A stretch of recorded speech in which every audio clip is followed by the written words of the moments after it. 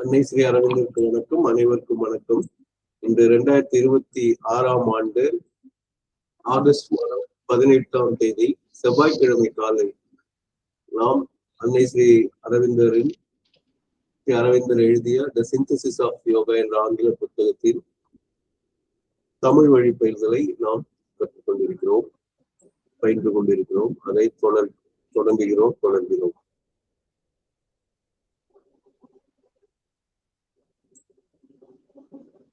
உங்களை மியூட் பண்ணணும் புவனேஸ்வரமா. நன்றி. இப்போ நம்ம 323வது பக்கத்துல இருக்கோம். இதுல கான்சென்ட்ரேஷன்ல சமாதி நிலையை அடையிறது பத்தி முன்னாடி சொல்லிடுறாங்க. இன்டெகிரல் யோகா பூர்ண யோகத்தை பொறுத்தளவு எப்படிங்கிறது அதோட தொடர்ச்சியா இப்ப வரப்போகுது. நான் எல்லாரையும் கேட்டுக்கிறது, இதனால கவனமாக 3 வகையான கான்சென்ட்ரேஷன் பத்தி அரவிந்தர் நமக்கு விளக்கி சொல்ல போகிறார். இது நம்ம அப்ளை பண்ற மாதிரி இருக்கும். அதுதான் அங்க இருக்கக்கூடிய சிறப்பு. ஸோ இது ஏதோ ஒரு தத்துவங்களாக இல்லாம பிராக்டிக்கல் அப்ரோச்னு சொல்லக்கூடிய செயல்முறை விளக்கம் இதுல இருக்கும். அதனால நல்லா கவனிங்க. To arrive then at this settled divine status must be the object of our concentration. அப்ப அந்த டிவைன் ஸ்டேட்டஸ் அது செட்டில்டா இருக்கணுங்கிறது. நிறைய நேரம் என்ன ஆகணும், நம்ம ஆன்மீகத்துக்குள்ள நுழையும் போது ஒரு ஒளிக்கீற்றுகள் போல அப்பப்போ போகும் சில நல்ல ஆன்மீக அனுபவங்கள். ஆனா அது நிலைத்து நிற்காது. தொடர்ந்து வேற சாதாரணமான வாழ்க்கை வாழும்போது அது விட்டு விலகி போறதெல்லாம் தெரியும். சொல்லியிருக்க பல யாராவது தியானம் பண்ணிட்டு ரொம்ப நல்லா அமைதியின் கூற்றுக்கண் மாதிரி வருவாங்க. ஆனா வீட்டுல ஏதாவது ஒரு வார்த்தை சொன்னா போதும் அதெல்லாம் பலூன் வெடிக்கிற மாதிரி வெடிச்சு கோபத்துல போய் விழுந்துருவாங்க. ஆனா ஒரு வினாடிகள், நானோ செகண்ட்ஸ் சொல்லக்கூடிய வினாடிக்குள் 100ல் 1 பங்கெல்லாம் அவங்க அந்த ஆன்மீக ஒரு டிவைன் ஸ்டேட்டஸ் கூட இறை நிலை அடைவார்கள். அதனால அதை நிலை நிறுத்துவது சிரமமாகும். ஆனா இந்த இடத்துல நம்மளுடைய நோக்கமே to arrive then at this settled divine status must be the object of our concentration. இப்போ மன ஒருமைப்பாடு நோக்கமே அதுதான் அப்படின்னு சொல்லியிருக்கோம். அப்போ அதை எப்படி என்னங்கிறதுலாம் சொல்லுவாங்க. அதுல 3ல முதல் ஸ்டெப் என்னன்னு பாருங்க.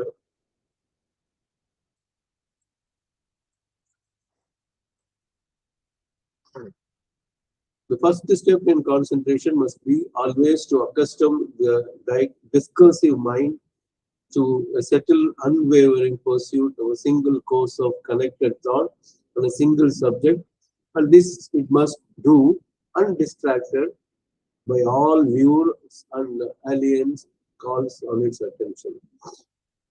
இதுலயே எல்லா விஷயத்தையும் பொதிச்சு வச்சிருக்காரு இந்த video. The first step in concentration must be always to accustom the discursive mind. இப்ப நம்ம தமிழ்ல சொல்லக்கூடிய டிஸ்கர்சிவ், அதாவது மனம் ஒரு குரங்குங்கிற அந்த வார்த்தை டிஸ்கர்சிவ் மைண்ட் அப்படின்னு ஒரு வார்த்தை சொல்லுங்க. அப்போ அது என்னன்னா அலைபாயும் மனம் என்று சொல்லலாம். எப்படி வரும்னு சொல்லுங்க, விளக்கமா பார்ப்போம். Settled, unwavering pursuit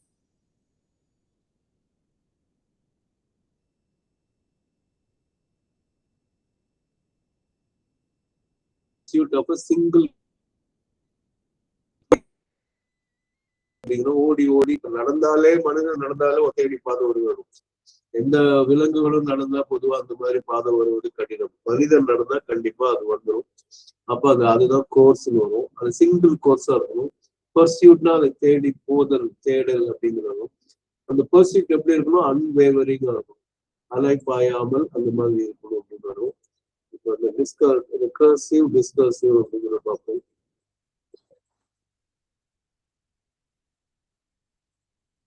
Discursive அப்படிங்கிறது covering a wide field of subject, rambling, proceeding to a conclusion through reason rather than intuition.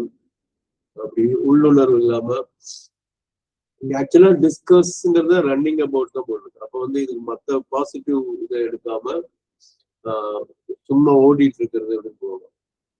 Passing from one topic to another, usually in an unmethodical way, digressive. அப்புறம் இது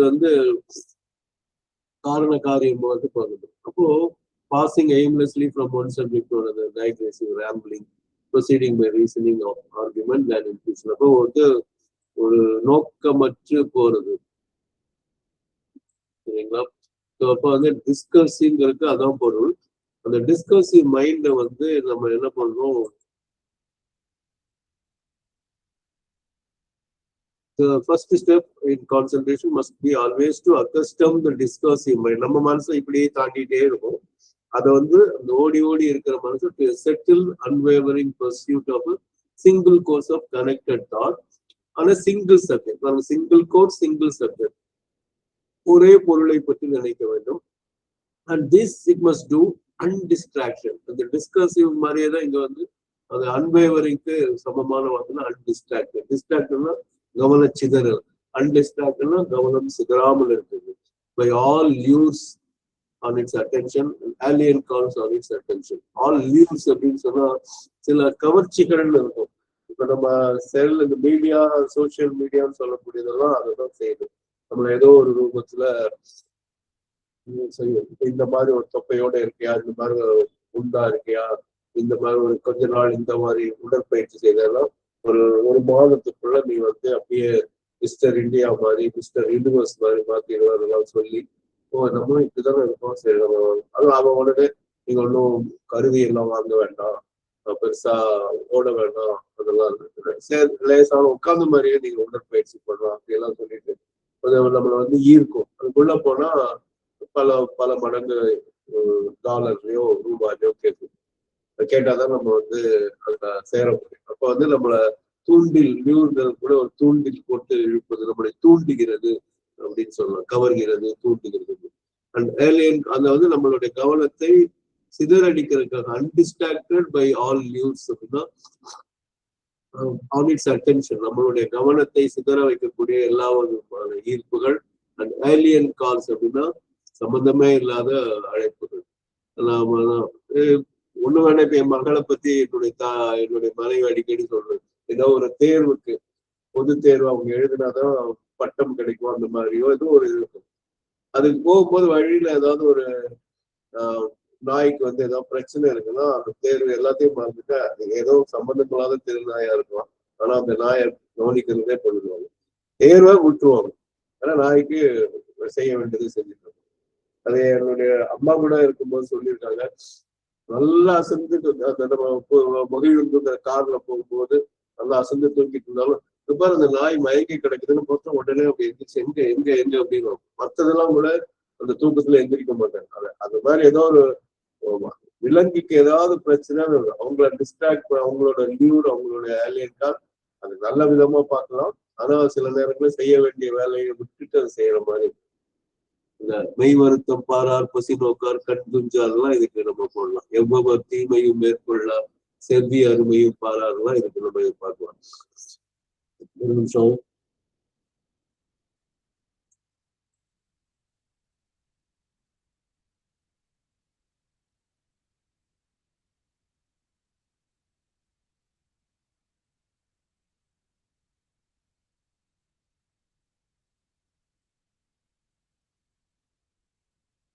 வசனமா கொஞ்சம் அது படிங்க, வந்துடும். Yes, sir. To arrive then at this settled divine status must be the object of our concentration. The first step in concentration must be always to accustom the discursive mind to a settled, unwavering pursuit of a single course of connected thought on a single subject. And this it must do undistracted by all lures and alien calls on its attention. Such concentration is common enough in our ordinary life, but it becomes more difficult when we have to do it inwardly without any outward object or action on which to keep the mind. Yet this inward concentration is what the seeker of knowledge must effect.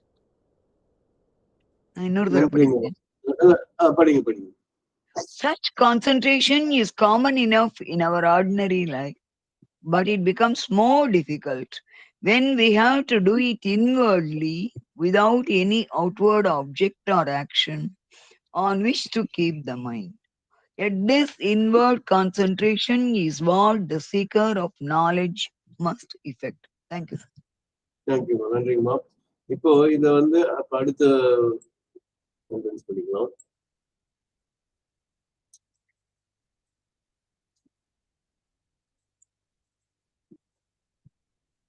Such concentration is common enough in our ordinary life. இப்போ கொஞ்சம் முன்னாடி சொன்னது பொதுவா புறத்தில் நாம் வந்து மன ஒருமைப்பாடு செய்தல் அப்படின்போம்.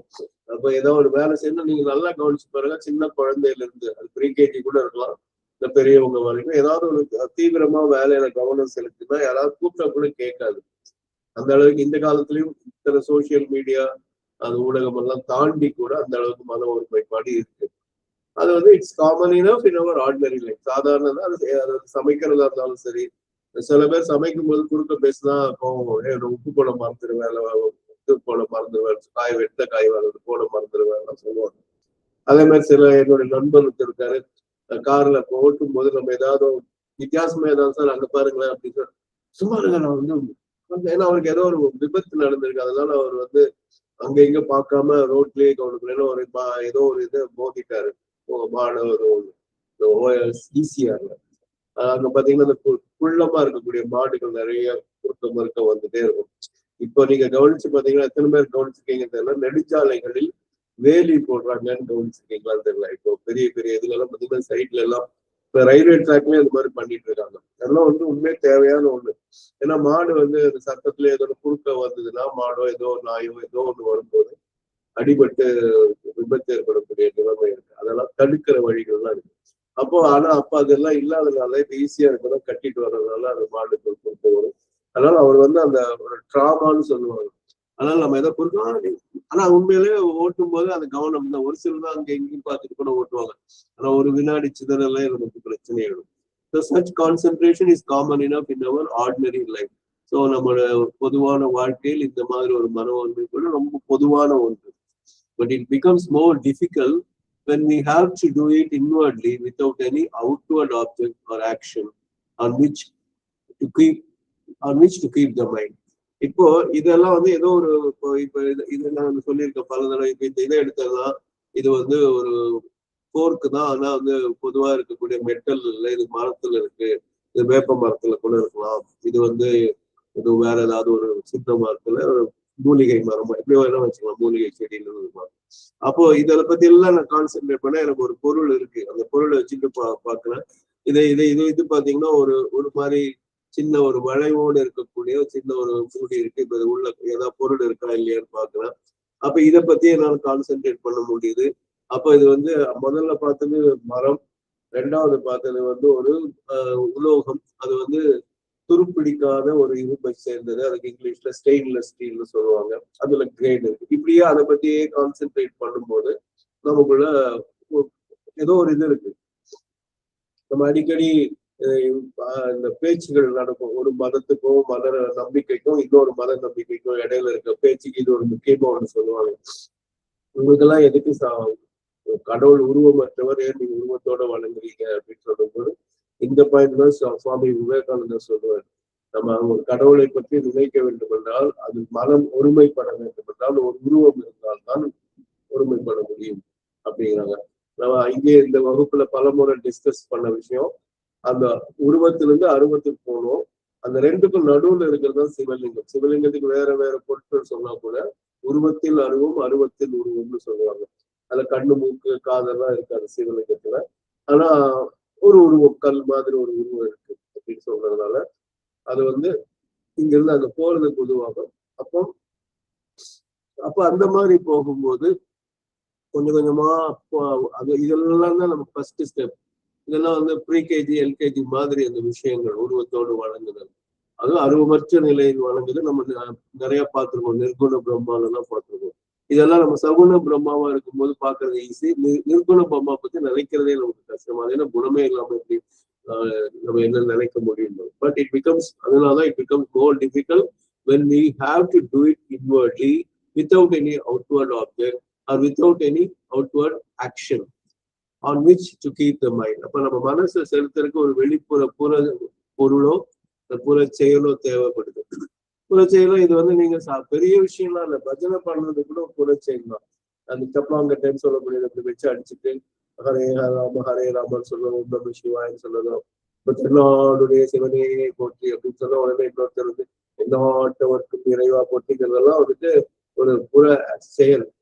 ஓம் நமோ நாராயண ஏதோ ஒரு சொல்லும் போது அது வந்து ஒரு புற செயல கவனம் செலுத்துறது ரொம்ப ஈஸி. இந்த பஜனை கீர்த்தனங்கள் பாடுறது ரொம்ப எளிமையா வரும், நாமாவளி சொல்றது எளிமையா இருக்கும். இதெல்லாம் வந்துட்டு அர்ச்சனை ஏதோ வேணா சொல்லும். ஸோ இதை விட்டுட்டு நம்ம வந்து உள்ளுக்குள்ள போய் we have to do it inwardly without any, அது இல்லாம பண்றது ரொம்ப சிரமம் அப்படின்னு அவரே சொல்றாரு. அது இதை விட கஷ்டம்.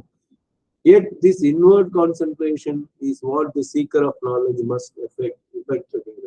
அப்ப என்ன ஆகுதுன்னா இந்த அக ஒருமைப்பாடுதான் நம்ம வந்து ஞான தேடலுக்குரியவர் செய்ய வேண்டும். இப்ப இதுல ஒரு அடிக்குறிப்பு 6 போட்டுக்கிறது என்ன பார்ப்போம். அதுல என்னன்னா in the elementary stages of internal debate and judgment, vitarka and vichara for the correction of false ideas and arrival of at the intellectual truth. அப்ப வந்து இந்த விசாரங்கிற வார்த்தை நம்ம வேற மாதிரி எந்த விசாரமும் இல்லாத கம்பேர் எந்த கவலையும் இல்லாம இருக்காது.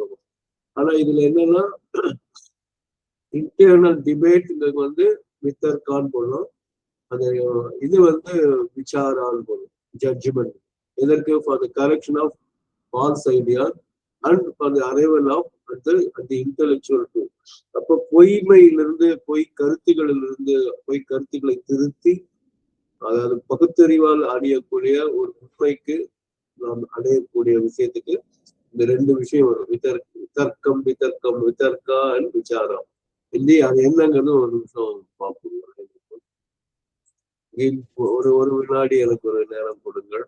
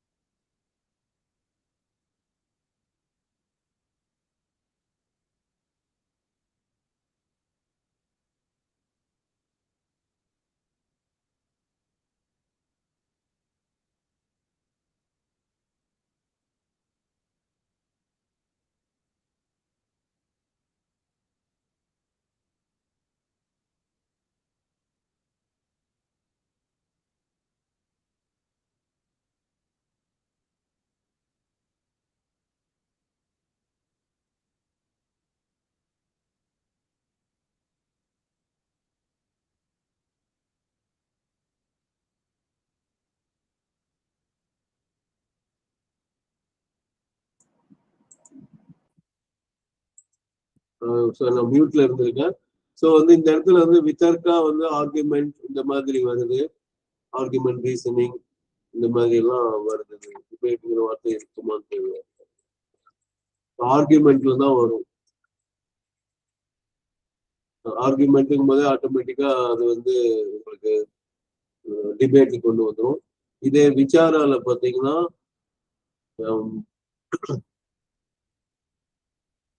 ஜட்ஜ்மெண்ட்ங்கிறது ஒரு கவுன்சில், டெலிபரேஷன், கன்சல்டேஷன், இந்த மாதிரி நிறைய விஷயம் இதுல இருக்கு. ஓகே, இப்ப நம்ம இடத்துக்கு வரும்போது okay, so such concentration is common enough in our ordinary life, but it becomes more difficult when we have to do it inwardly without any outward object or action on which to keep the mind. And this inward concentration is what the seeker of knowledge must reflect. அப்ப வந்து நம்மளுடைய ஞான தேடல் உள்ளவங்களுக்கு கண்டிப்பா அந்த ஒருமைப்பாடு மிக மிக தேவை. அகத்தாய்வுன்னு சொல்லலாம், ஒருமைப்பாடுன்னு சொல்லலாம். அடுத்தது வந்து nor must it be merely the consecutive thought of the intellectual thinker whose only object is to conceive and intellectually link together his conceptions. அப்ப இது வந்து நல்லா நினைச்சுங்க, nor must it be merely சொல்லும் போது இதை ஒதுக்குகிறார் என்று நினைக்க கூடாது. இது மட்டும் அல்லங்கிற பொருளை ஞாபகம் வச்சுக்கணும். அது எப்பவுமே நீங்க நினைவு வச்சுக்கணும், மறந்துடாதீங்க. நார்ங்கிறது இல்லை என்ற பொருளை தான் வரும். எய்தர் ஆர் நெய்தர் நார்லாம் வரும். இப்போ நார் மஸ்ட் இட் பி, அப்ப இட் மஸ்ட் நாட் பிங்கிற சொல்லணும். merely consecutive thought of the intellectual thinker. இப்ப நான் பல தடவை சொல்லியிருக்கோம், ஒரு விஷயத்தை எடுத்தோம்னா அதுல இருந்து மற்றொன்று இருக்கு.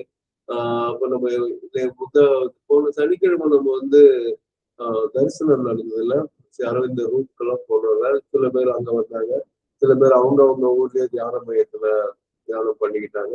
எல்லாரும் ஸ்ரீ அரவிந்தரை நினைச்சிருக்காங்க. ஒரு சிலர் அந்த ஞாயிற்றுக்கிழமைகள்ல சில உரையாடல்கள் இருக்கு. சில பேர் வந்து சாவித்திரி படிச்சுட்டு இருந்தாங்க, முற்றோதல் எல்லாம் பண்ணியிருக்காங்க.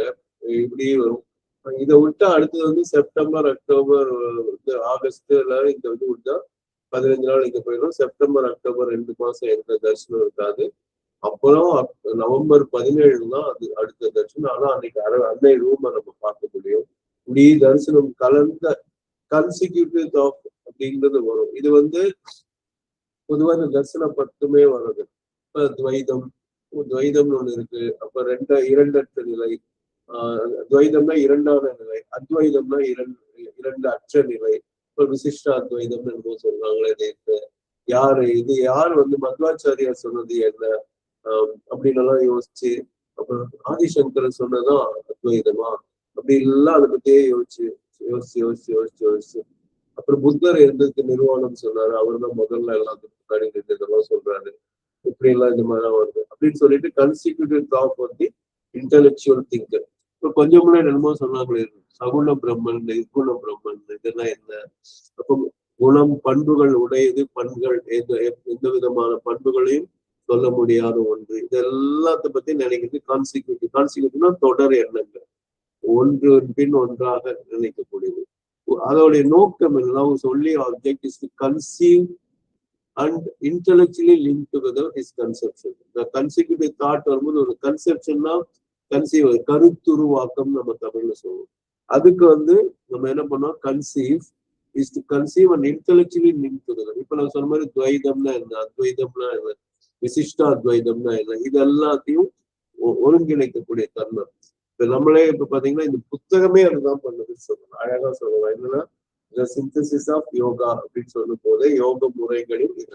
அப்போ கர்மயோகம் என்ன சொல்றது, ஞான யோகம் என்ன சொல்றது, பக்தி யோகம் என்ன சொல்றது, மற்ற ராஜயோகம், கட்ட யோகம் எல்லாம் என்ன சொல்லுது அப்படின்லாம் சொல்லி தந்திர யோகம் எல்லாம் பண்ணி அது எல்லாத்தையும் இதுல ஒவ்வொன்றையும் ஒவ்வொரு கருத்து இருக்கு, எல்லாத்தையும் ஒருங்கிணைக்கிற தன்மை வந்துதான் வந்து ஒரு இன்டெலெக்சுவல் திங்க்கு தேவைப்படுது அப்படின்னு சொல்லி. ஆனா அது மட்டுமல்ல, nor must it be merely the consecutive thought of the intellectual thinker whose only object is to conceive and intellectually link together its concept.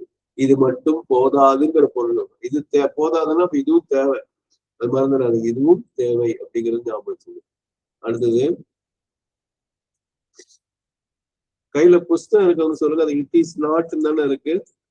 அடுத்த சென்டென்ஸ் ஆரம்பிக்கிறது இட் இஸ் நாட் எக்ஸப்ட். ஏன்னு கேட்டால் அந்த இடத்துல அந்த ஒரு லேபிள் வந்து மறைக்கிறது. It's not accept perhaps at first a process of reasoning that is wanted so much as a dwelling so far as possible on the fruitful lessons of the idea, which by the insistence of the soul's will upon it must yield up all the facets of its truth. இப்ப இங்க என்னன்னா it's not, முதல்ல it's not, இதுல இன்னொன்று அதை except perhaps at first நிறுத்திடுவோம். It's not a process of reasoning that is wanted so much as a dwelling so far as possible on the fruitful lessons of the idea. இந்த வார்த்தைகள்லாம் கொஞ்சம் நிதானமா பாத்தீங்கன்னா மொத்தமா புரியும். It is not a process, not merely, but it's not a process of reasoning. That is wanted so much as a dwelling so far as possible on the fruitful essence of the idea. ஒரு கருத்து இருக்கு, அதுக்கு பயனுள்ள ஒரு சாரம் இருக்கு, அதுல வந்து as a dwelling so far as possible அப்படின்னா அதுலயே நம்ம அதை நினைச்சிட்டே இருக்கு. அத்வைதம்னா ரெண்டு அற்ற நிலை. இப்ப ஜீவாத்மா பரமாத்மா இரண்டு கிடையாது, ஒன்றே தான். அந்த பரமாத்மா தான் இப்படி பல ஜீவாத்மாவோ பிரிந்து கிடக்கிறது. இதுல மாயாவாதம் ஒண்ணு இருக்கு, அதை பத்தியே நினைச்சிட்டு இருக்குது. அதுக்கு வந்து என்ன வந்து process of reasoning that is wanted so much as a dwelling. அது வந்துட்டு தேவைப்படுதுன்னு ஒரு அர்த்தம் இருக்கும், அது குறையாக இருக்கிறதுன்னு so much as a dwelling. அப்ப இந்த இடத்துல தேவைங்கிற பொருள் வந்து as a dwelling so far as dwellingனா இருத்தல் இருக்கும். அப்புறம் essence of the idea which by the insistence of the soul's will upon it. அப்போ ஆன்மாவின் இச்சை அல்லது விளைவு அல்லது சங்கல்பம் என்ன பண்ணுதா, அது வலியுறுத்தி which by the insistence of the soul's will upon it must yield by all the facets of its truth. அப்ப வந்து இந்த உண்மையின் பல அம்சங்கள் பல பரிமாணங்கள்ல இருந்து இதாகும், அதற்கு அது ஈடு கொடுக்கிறது. It must yield up all the facets of its truth. அப்போ வந்து பல வகையான இது அது செய்ய வேண்டும் அப்படிங்கிற பொருள்ல வருது. அப்ப it is not accept perhaps first a process of reasoning that is wanted so much as a dwelling so far as possible on the fruitful essence of the idea which by the insistence of the soul's will upon it must yield up all the facets of its truth. இப்ப நான் வந்து என்ன பண்றேன்னா, இன்னைக்கு இந்த இதெல்லாம் நிறைய தமிழ் விளக்கம் நம்மகிட்ட இல்லை, தமிழ் மொழிபெயர்ப்பு இல்லைங்கிறதுனால நான் வந்து இன்னைக்கு சொல்லிட்டு இது ஒரு முன்னோட்டம் மாதிரி வச்சுக்கோங்க. இதே பத்திய வந்து நாளைக்கு வந்து இன்னும் ஆழமா இன்னும் சில மேலும் எடுத்துக்காட்டுகள் சொல்லலாம் அப்படின்னு இருக்கு. அதனால இன்னைக்கு ஏதாவது கொஞ்சம் புரியல அப்படிங்கிறதுனால நீங்க யாரும் வருத்தப்பட வேண்டாம். நாளைக்கு பார்க்கும் போது இன்னும் கொஞ்சம் புரிதல் அதிகமாக ஞாபகம் வச்சுக்கோங்க.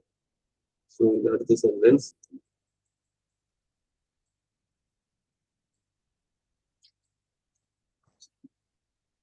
Thus, if it be the divine love that is the subject of concentration, it is on the essence of the idea of God as love that the mind should concentrate in such a way that the various manifestations of the divine love should arise luminously, not only to the thought, but in the heart and being and vision of the sadhaka.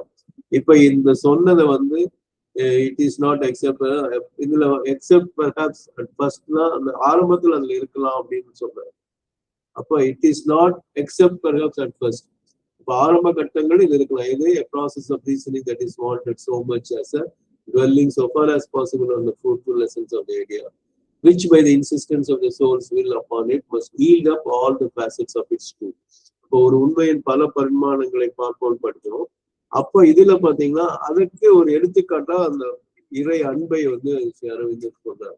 அது இது பார்க்கும்போது உங்களுக்கே ஓரளவு புரியும். என்னன்னா, thus if it be the divine love that is the subject of concentration. அப்போ மன ஒருமைப்பாடுக்குரிய பொருள் என்னவென்றால் இறை அன்பு என்று வைத்துக் கொள்வோம். If it be அதாக இருந்தால் it is on the essence of the idea of God as love. அப்ப நம்ம வந்து God is loveங்கிற ஒரு வார்த்தையை நம்ம ஈக்குவேஷன் எல்லாரும் பார்க்கிறோம். Love is God, God is love, அன்பே சிவம் இதெல்லாம் பார்க்கிறோம். அப்போ it is on the essence of the idea of God as love. அப்போ அன்புதான் இறைவன், இறைவன் தான் அன்பு, அன்பே சிவம், சிவம் தான் கடவுள், கடவுள் தான் சிவம், அப்படி அன்புதான் அப்படின்னு பார்த்துட்டே போனோம்னா the mind should concentrate in such a way that the various manifestation of the divine love should arise luminously. அப்போ அதுல எப்படின்னா அந்த இறை அன்பு பக்தி வந்து நம்ம பல ரூபங்கள பார்த்துருக்கோம். இதை வந்து நம்ம வந்து யோகா ஆஃப் டிவைன் லவ் ரொம்ப ஆழமாக பார்த்துருக்கோம். நல்லா யோசிச்சு பார்த்தீங்கன்னா உங்களுக்கே தெரியும். அதோட சாராம்சம் இதுல இருக்குன்னு சொல்லலாம். என்ன வருதுன்னா வேரியஸ் மேனிஃபெஸ்டேஷன்னா நீங்க வந்து அம்மாவாக பார்க்கலாம், அதாவது நம்ம மதர்ல வந்து மென்டார், லீடர், அது வந்து ஒரு கவுன்சிலர் அப்படிங்கிற வார்த்தையெல்லாம் பார்த்துருக்கோம்.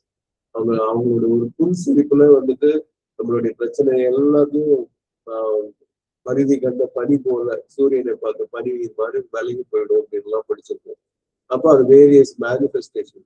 அது ஒரு துர்க்கை அம்மனாக ரௌத்திரத்தோட வரலாம், அன்பாக வரலாம், கருணையோட வரலாம், யானை முகத்தோட வரலாம், முருகனாக வரலாம் சொல்லி நான் ஒவ்வொரு மதத்திலையும் ஒவ்வொரு விதமாக இருக்கிறோம். ஒவ்வொரு சமயங்களிலும் இருப்பது போல வேரியஸ் மேனிஃபெஸ்டேஷன் இருக்கலாம்.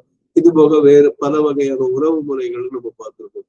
குருவாக பார்க்கலாம், அன்பனாக பார்க்கலாம், நண்பனாக பார்க்கலாம், வேலைக்காரனாக எங்கிருந்தோம் வந்தால் இடைச்சாதி நான் என்ற மாதிரி வேலைக்காரனாக பார்க்கலாம், காதலனாக கண்ணம்மா காதலி, கண்ணனின் காதலன் அப்படின்னு சொல்லி எத்தனையோ உறவு முறைகள். அதெல்லாம் அப்படியெல்லாம் various manifestation of the divine love. அதுல எல்லாம் அந்த இறை அன்பு வெளிப்படும்.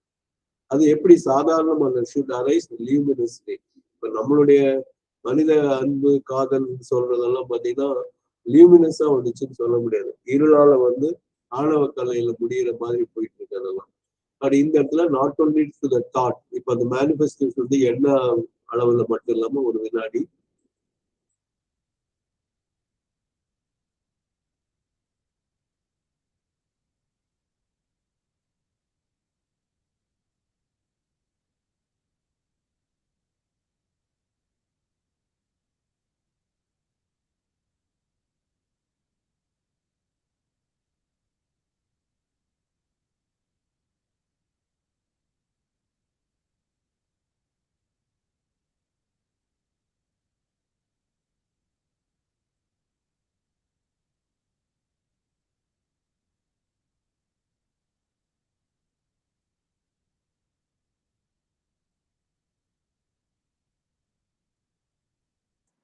ஓகே ஒவ்வாமை கொஞ்சம் என்ன தடுத்து போயிடுச்சுக்காதீங்க. Not only to the thought but in the heart and being and vision of the sadhaka. அப்ப எண்ணம் ஏன்னா இப்ப நம்ம படிக்கிறது யோகா இன்டெகிரல் நாலேஜ். இன்டெகிரல் நாலேஜுக்கு அடிப்படை எண்ணம் தான். அப்போ இந்த divine love should arise luminously to the thought. அந்த எண்ணத்தில் மட்டும் உதிக்காமல் இதயத்தில் அது but in the heart and being and vision of the sadhaka. மூணு சொல்றாரு. இதயத்தில் உதிக்க வேண்டும், அந்த பீயிங் ஜீவன்ல உதிக்க வேண்டும், அவனுக்கு ஒரு தரிசனமாக தெரிய வேண்டும், ஒரு காட்சியாக உணர வேண்டும் அப்படின்னு சொல்றாரு. இவ்வளவு அழகான சொற்கள் பாருங்க. அந்த கொஞ்சம் முன்னாடி சொன்னதுக்கு அந்த thus if it be the divine love that is the subject of concentration, it is on the essence of the idea of God as love that the mind should concentrate in such a way that the various manifestations of the divine love should arise luminously, not only to the thought, but in the heart, being and vision of the sadhaka. சாதகாங்கிறது நம்மள சாதனை செய்பவர்.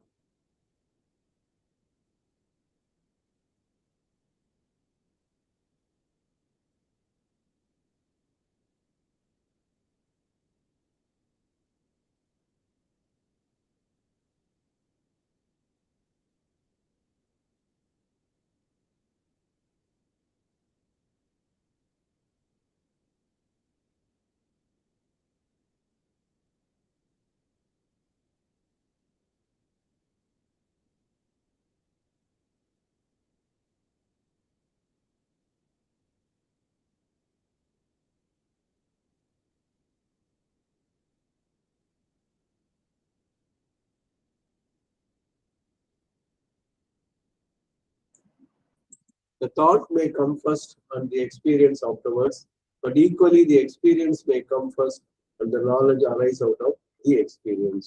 ரெண்டு நிலைகள் சொல்றாரு. எதிரெதிர் நிலை போன்ற நிலை. ஆனா ரெண்டுக்கும் முடிவு ஒன்றுதான். அப்படின்னா முதலில் எண்ணம் உதிக்கலாம். The thought may come first and the experience afterwards. அனுபவம் அதற்கு பிறகு வரலாம். பட் ஈக்குவலி அதே போல இங்க ஈக்குவல்னா சமமாக அதே மாதிரி பொழுதுதான் வரும்.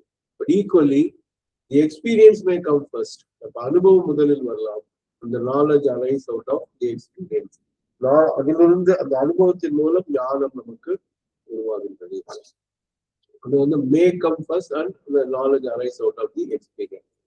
இது நம்ம காரைக்குடியில நான் பேசும்போது பிரியாமா பேசுற நிலைமையில இருக்கீங்களா? வணக்கம் சார். வணக்கம். அவர் பேரு மிஸ்டர் ரங்கராஜன் நினைக்கிறேன். பெங்களூர் போறேன்னு சொன்னாரு. ஆமா சார். அவரு என்ன சொன்னாருன்னா, நான் அந்த ஆதிபராசக்தியில மீனவர் கதை சொன்னப்போ அவங்க எல்லாம் அந்த சமஸ்கிருத ஸ்லோகத்தையே சொல்லி காட்டினார்.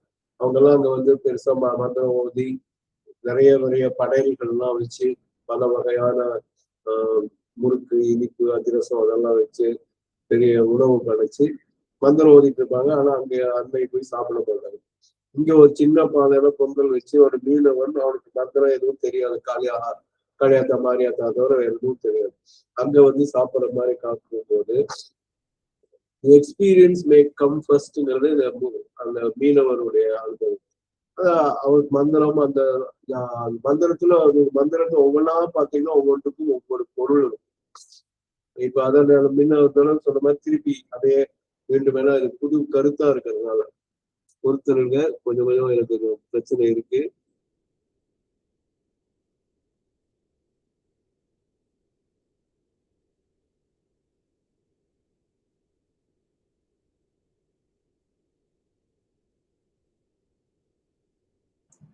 அப்போ அதாவது என்னன்னு கேட்டீங்கன்னா, அந்த அன்னை தரிசனம் அந்த மீனவர் கிடைச்சது. அது வந்து முதலில் அனுபவம். அதுல அதுக்கு பக்தி வந்து அதிகமா இருக்கு. அது பத்தின நினைவுகள். அன்னைனா இப்படி இருப்பாங்க.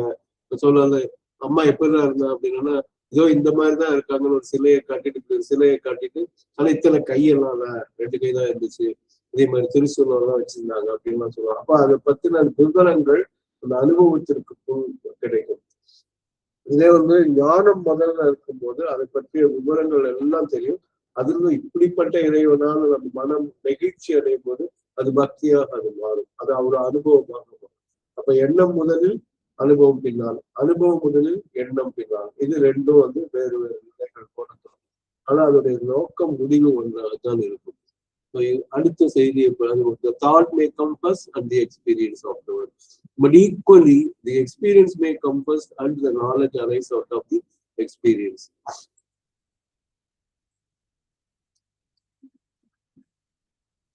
Afterwards, the thing attained has to be dwelt on and more till it becomes a constant experience, and finally the dharma or law of the being.